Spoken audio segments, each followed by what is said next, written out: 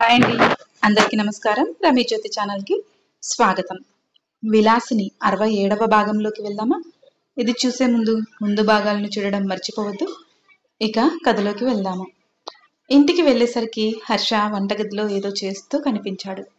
నేరుగా హర్ష దగ్గరికి వెళ్ళి, మంచి సువాసన వస్తుంది. ఏం కూర చేస్తున్నావేంటి? అని అడిగింది స్వప్న. నీకు ఇష్టమని గుత్తి వంకాయ కూర చేస్తున్నాను అన్నాడు హర్ష. అబ్బో, చాలా బుద్ధి వచ్చేసిందే.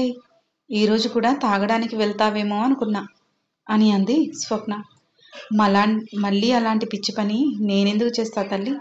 రాత్రి నిద్ర లేక చచ్చాను. ఈరోజు కనీసం నీకు ఇష్టం ఉన్నట్లుగా నడుచుకుంటే అయినా కాస్త పడుకునే ముందు నాకు ఫుడ్ దొరుకుతుందేమో, అప్పుడు హాయిగా నిద్రపోవచ్చు అనుకుని ఇలా నా ప్రయత్నాలు అన్నాడు హర్ష. పర్వాలేదు, కీప్ ఇట్ అప్. నీకు కావలసినంత ఫుడ్ దొరుకుతుందిలే.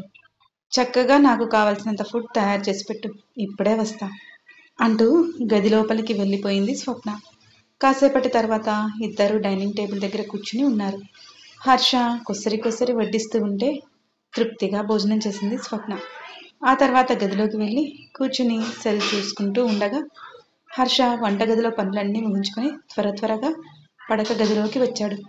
హర్షను చూడగానే ఆవలిస్తూ, ఎంత చక్కటి భోజనం పెట్టావు. ఈ భోజనం తర్వాత తృప్తిగా నిద్రపోతే ఎంత హాయిగా ఉంటుందో తెలుసా?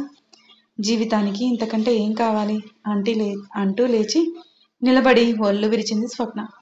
స్వప్న వేసుకున్న పలుచటి నైటీలో నుండి తన అందాలు కవ్విస్తుంటే ఎప్పుడు వాటిని అందుకుందామా అని ఆతృతగా ఉన్న హర్ష ఆశలపై నీళ్లు చల్లుతూ స్వప్న అలా అనడంతో హర్ష నీరు గారిపోయాడు.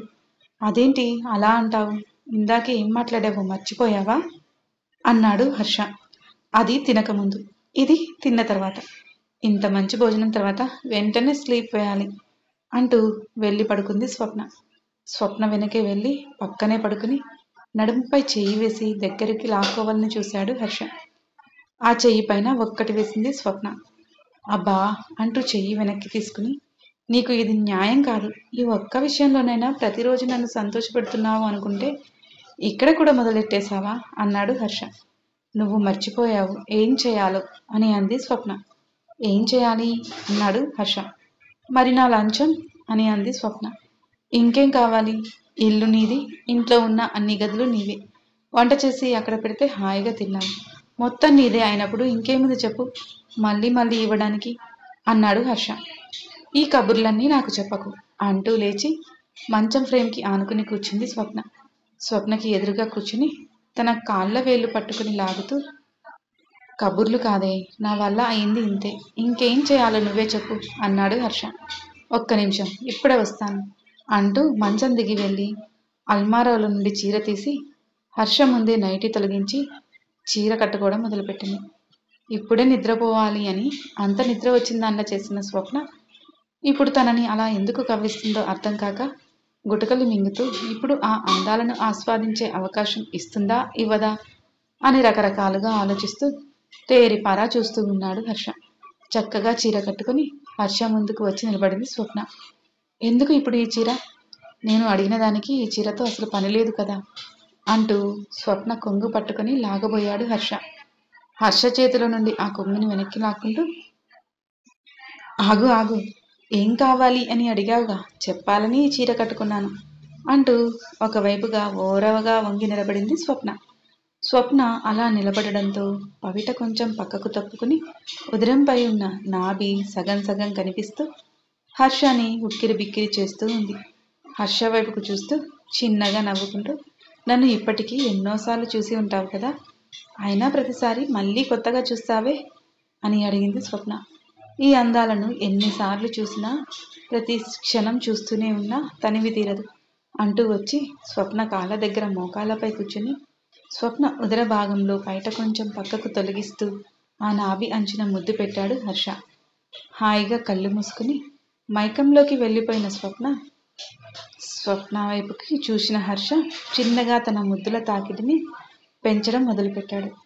వెంటనే ఈ లోకంలోకి వస్తున్నట్లుగా వెనక్కి జరిగి, అప్పుడే తొందరపడకు, నేను చెప్పాలనుకున్నది చెప్పనివ్వు అంది స్వప్న. ఏంటో చెప్పు త్వరగా, నువ్వు ఏం కోరుకుంటే అది ఖచ్చితంగా తీరుస్తాను అన్నాడు హర్ష పైకి లేచి. త్వరగా స్వప్నని అందుకోవాలి అన్న ఆతృతతో పైటని తాడులా చుట్టి భుజం పైనుండి తీసుకువచ్చి నడుములో దోపుకుంది స్వప్న. అలా చేయడంతో పవిట ఉన్నా లేనట్లుగానే కనివిందు చేస్తున్నాయి స్వప్న అందాలన్నీ. అలాగే హర్ష వైపు చూస్తూ నడుముని ఇంకొంచెం విల్లులా వంచింది స్వప్న. ఆ విషయం ఏంటో త్వరగా చెప్పవే, నా వల్ల అవ్వడం లేదు అన్నాడు హర్ష. ఈ నడుము వైపు చూడు అంది స్వప్న. నువ్వు ప్రత్యేకంగా చెప్పాలా, చూస్తూనే ఉన్నా కదా అన్నాడు హర్ష అటువైపే తదేకంగా చూస్తూ. ఎంత సన్నగా ఉందో కదా అంది స్వప్న. అవును, ఉందో లేదో అన్నట్లుగా అన్నాడు హర్ష. కదా, అయితే దీనికి ఒక వడ్డానం చేయించు అంది స్వప్న. వెంటనే కళ్ళు తేలేశాడు హర్ష. ఇప్పటికిప్పుడు వడ్డానం అంటే నేను ఎక్కడి నుండి తీసుకురానే అన్నాడు హర్ష. నాకదంతా లేదు, అప్పులే చేస్తావో కొంపలే కూలుస్తావో, నాకు మాత్రం వడ్డానం కావాలి.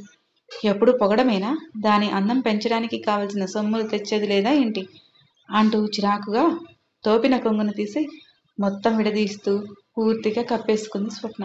అలా కాదే, ఇప్పటికిప్పుడు వడ్డానం అంటే నేను ఎక్కడి నుండి తీసుకురాను, చెప్పు, పోనీ 1 సంవత్సరం సమయం ఇవ్వరాదు, చేపిస్తాను అంటూ దగ్గరికి వచ్చి స్వప్న పైటని తొలగించబోయాడు హర్ష. అదంతా కుదరదు అంటూ హర్ష చెయ్యిని తొలగిస్తూ పవిట సరిచేసుకుంటూ, నువ్వు నాకు వడ్డానం తెచ్చిచ్చాకే మన మధ్య ఏదైనా, అంతవరకు నీకు పస్తులే అంటూ వెళ్ళి పడుకుంది. ఇది అన్యాయమే, బంగారం రేటు ఎంతలా పెరిగిపోయిందో చూసావా, ఇప్పుడు ఎంత లేదన్నా నీ నడుముకి 10 తులాల బంగారమైనా పడుతుంది అంటూ వెనకే వచ్చి కూర్చుని స్వప్నని తన వైపుకు మలుపుకోవడానికి ప్రయత్నించాడు హర్ష. అవన్నీ కుదరవు నా దగ్గర అని చెప్తున్నా కదా అంటూ విదిలించుకుని మళ్ళీ అటువైపుకు తిరిగింది స్వప్న. స్వప్న వీపు భాగాన్ని చూస్తూ దగ్గరగా వచ్చి ముద్దు పెడుతూ, ఈ ఒక్కసారి నా మాట విను, ఇది అంత చిన్న విషయం కాదు కదా, బంగారం రేటు కూడా చాలా పెరిగిపోయింది అన్నాడు హర్ష. అబ్బా అలాగా అంటూ లేచి కూర్చొని, మన పెళ్ళైన కొత్తలో ఈ నడుముని పొగుడుతూ దీనికి అన్ని అలంకారాలు చేస్తాను, వజ్రాల వడ్డానం చేపిస్తాను అని గొప్పలు పోయావు కదా, ఇప్పుడు నేను వజ్రాలది అడగడం లేదు, కేవలం బంగారంది అడుగుతున్నా, దానికి ఇంతలో బెంబేలెత్తిపోతున్నావు, అలాంటప్పుడు ఈ నడుమును అందుకునే అవకాశం కూడా నీకు లేదు, అంతే, ఇక వేరే ఏమీ మాట్లాడకు, నాకు వడ్డానం తీసుకువచ్చి నన్ను ముట్టుకో అని అంది స్వప్న. ఇదిగో ఇలాగే చేశావంటే వేరే వేరే దారులు వెతుక్కోవాల్సి వస్తుంది అన్నాడు హర్ష. వెంటనే లేచి హర్ష ఎదురుగా కూర్చొని కళ్ళల్లోకి చూస్తూ, వేరే దారులా అంటే ఎలా ఉంటాయో నాకు తెలియదు, పోనీ ఆ దారులు ఏంటో నువ్వు చెప్తే నేను కూడా అలాంటి దారుల్లోనే వెళ్తాను అంది స్వప్న. కొనసాగుతుంది. మీకు ఈ కథ నచ్చినట్లయితే లైక్ చేయండి, షేర్ చేయండి. మరిన్ని నా కథలను మిస్ కాకుండా ఉండడం కోసం వెంటనే నా ఛానల్ని సబ్స్క్రైబ్ చేసుకోండి. ఈ కథపై మీ అభిప్రాయాలు తెలియజేయడం మర్చిపోవద్దు. మరో భాగంతో మీ ముందుకు వస్తాను. మీ రంగజ్యోతి.